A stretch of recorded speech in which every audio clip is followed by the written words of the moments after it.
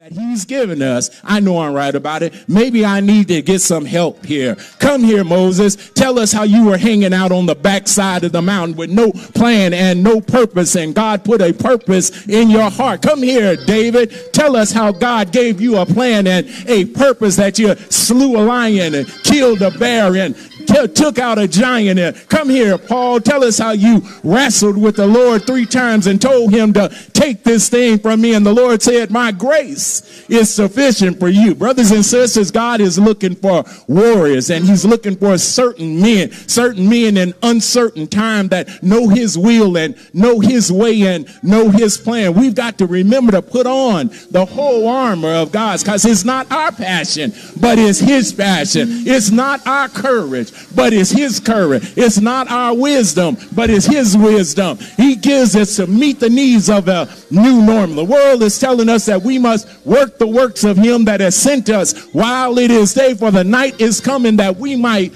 not be able to work.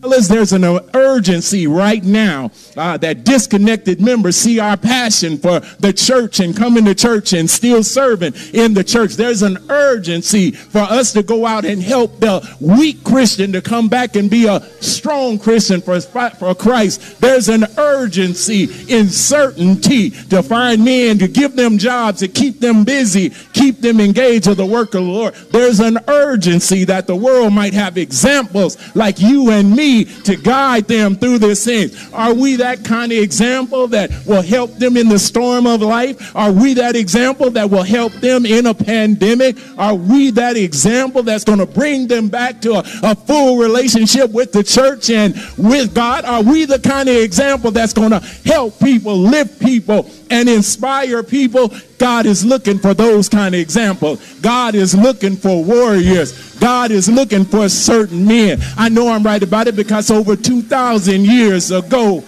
today came through 42 generations. A certain man came to a uncertain world. If I use my spiritual imagination, I can just see God sitting there, and he looks to the left and he sees David, and he said, you served your purpose. He looks over to his right side there, and he sees Paul, and he says, you've served your purpose. He looks over on this side and he sees Jesus, and Jesus already knows what his purpose is. He said, if there's a need to save a dying world, here am I. I'll go. Send me. He went. He was a certain man, so he didn't say a mumbling word when they took him from court to court. He went. He didn't say a mumbling word when they hung him and stapled him to a cross. He didn't say a certain word when he died and took his last breath. He stayed there all day Friday, all day Saturday. And Reverend Lewis, the old preacher, I would hear him say that early Sunday morning, he got up with all power